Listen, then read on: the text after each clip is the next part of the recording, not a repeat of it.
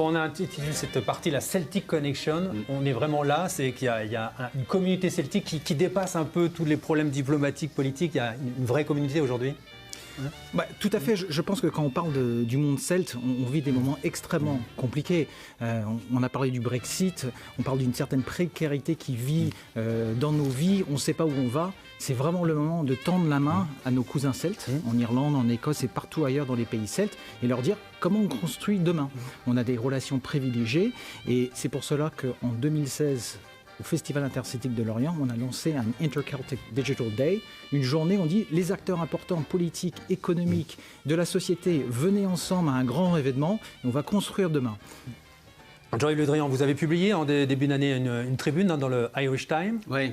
Une main tendue encore vers l'Irlande, qui sont plus que jamais C'est une belle cousins. histoire avec l'Irlande, parce que en plus le président de la République d'Irlande, Michael D. Higgins, est un cousin indirect, puisqu'il était maire de Galway, pendant que moi-même j'étais maire de Lorient.